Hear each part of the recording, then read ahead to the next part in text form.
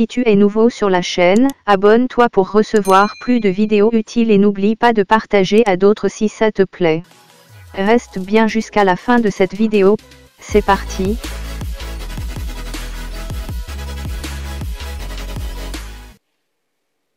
Dès l'instant où ces problèmes ont été identifiés, nous nous sommes mobilisés. Gouvernement, collectivités locales, industriels, associations, pour produire et pour acquérir le matériel nécessaire. Mais je mesure pleinement que lorsque l'on est au front, il est difficile d'entendre qu'une pénurie mondiale empêche les livraisons. Les commandes sont désormais passées. Surtout, nos entreprises françaises et nos travailleurs ont répondu présent et une production comme en temps de guerre s'est mise en place. Nous avons réouvert des lignes pour produire, nous avons réquisitionné.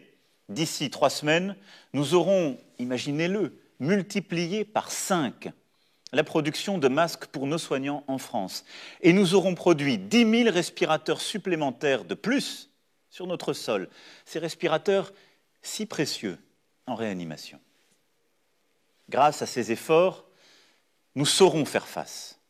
Et nous allons continuer à distribuer davantage d'équipements.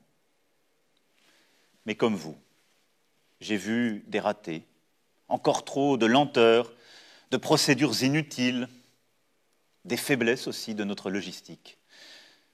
Nous en tirerons toutes les conséquences, en temps voulu, quand il s'agira de nous réorganiser. Ces dernières semaines, soyons aussi justes avec notre pays, ont été marquées par de vraies réussites. Le doublement du nombre de lits en réanimation, ce qui n'avait jamais été atteint. Les coopérations inédites entre l'hôpital, les cliniques privées et la médecine de ville. Le transfert de patients vers les régions les moins touchées, mais aussi vers le Luxembourg, la Suisse, l'Allemagne et l'Autriche que je remercie.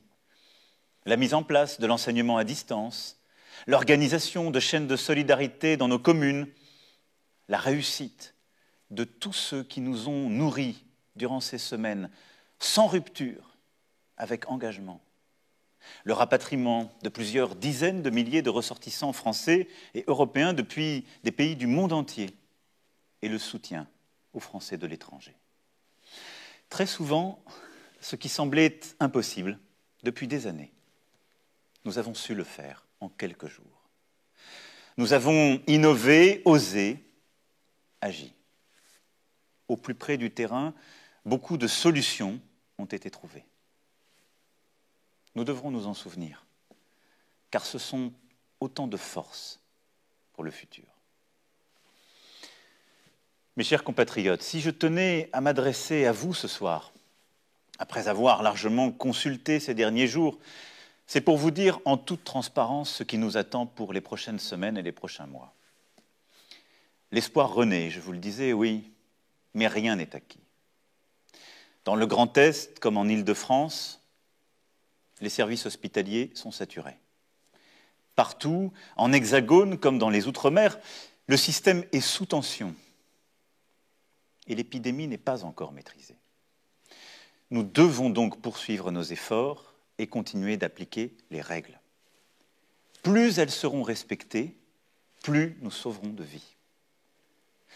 C'est pour cela que le confinement le plus strict doit encore se poursuivre jusqu'au lundi 11 mai. C'est durant cette période le seul moyen d'agir efficacement. C'est la condition pour ralentir encore davantage la propagation du virus, réussir à retrouver des places disponibles en réanimation et permettre à nos soignants de reconstituer leurs forces. Le lundi 11 mai ne sera possible que si nous continuons d'être civiques, responsables, de respecter les règles et que si la propagation du virus a effectivement continué à ralentir. Je mesure pleinement, en vous le disant, l'effort que je vous demande. Durant les 4 semaines à venir, les règles prévues par le gouvernement devront continuer d'être respectées. Elles sont en train de montrer leur efficacité et ne doivent être ni renforcées ni allégées, mais pleinement appliquées.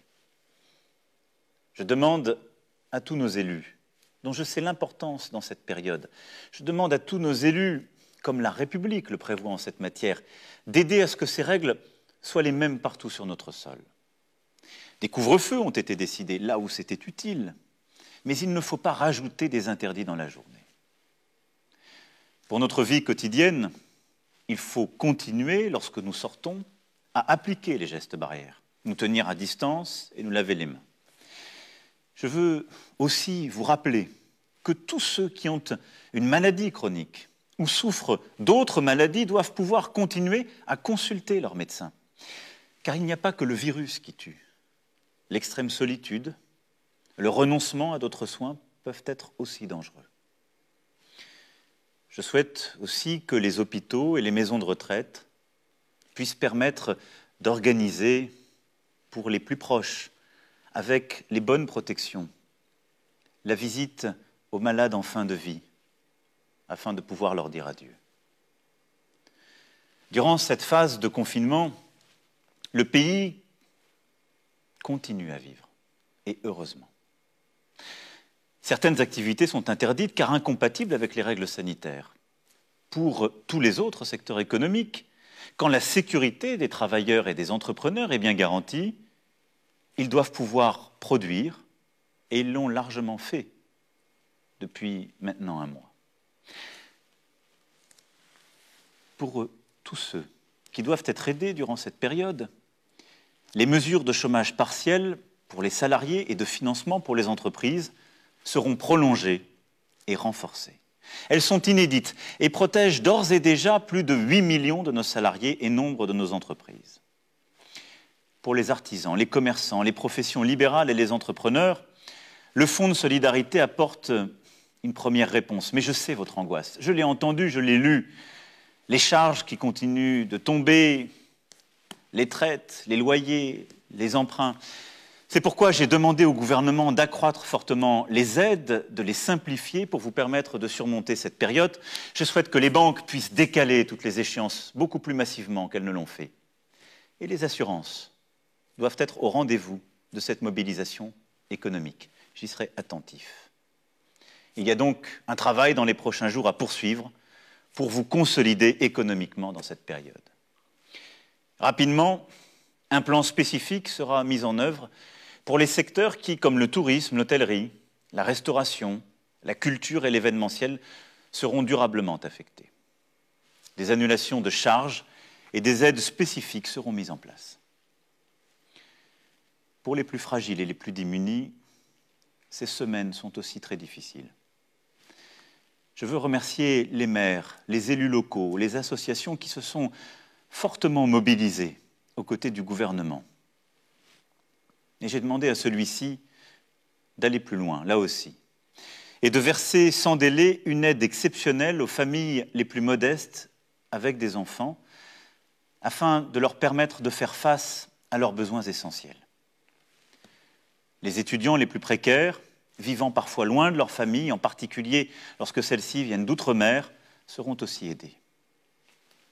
Dès mercredi, le Conseil des ministres décidera des moyens financiers nouveaux et le gouvernement apportera toutes les réponses nécessaires à chaque fois qu'il le faudra.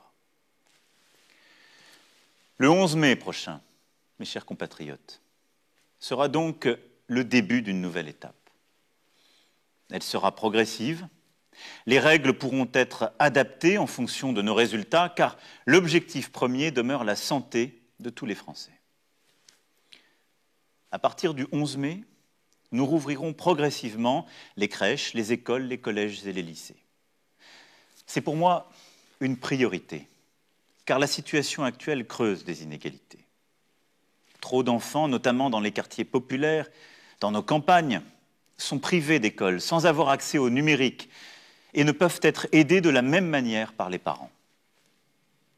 Dans cette période, les inégalités de logement, les inégalités entre familles sont encore plus marquées. C'est pourquoi nos enfants doivent pouvoir retrouver le chemin des classes. Le gouvernement, dans la concertation, aura à aménager des règles particulières, organiser différemment le temps et l'espace, bien protéger nos enseignants et nos enfants avec le matériel nécessaire. Pour les étudiants de l'enseignement supérieur, les cours ne reprendront pas physiquement jusqu'à l'été. Le gouvernement précisera, pour chacun, la bonne organisation qui sera nécessaire, en particulier pour les examens et les concours. Le 11 mai, il s'agira aussi de permettre au plus grand nombre de retourner travailler, redémarrer notre industrie, nos commerces et nos services. Le gouvernement préparera sans délai ces réouvertures avec les partenaires sociaux pour que des règles soient établies afin de protéger les salariés au travail. C'est la priorité. Les lieux rassemblant du public, restaurants, cafés et hôtels, cinémas, théâtres, salles de spectacle et musées resteront en revanche fermés à ce stade. Les grands festivals et événements avec un public nombreux ne pourront se tenir au moins jusqu'à mi-juillet prochain. La situation sera collectivement évaluée à partir de mi-mai, chaque semaine, pour adapter les choses et vous donner de la visibilité.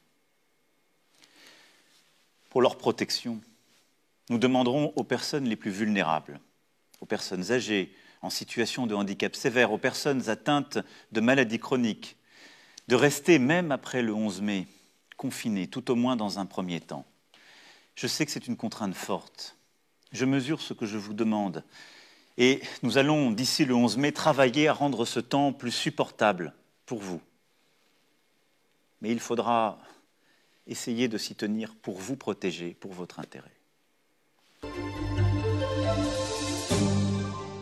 Et j'espère que tu n'as pas oublié de liker la vidéo si ça t'a plu. Et partage à d'autres à qui ça pourrait servir. À bientôt pour d'autres vidéos.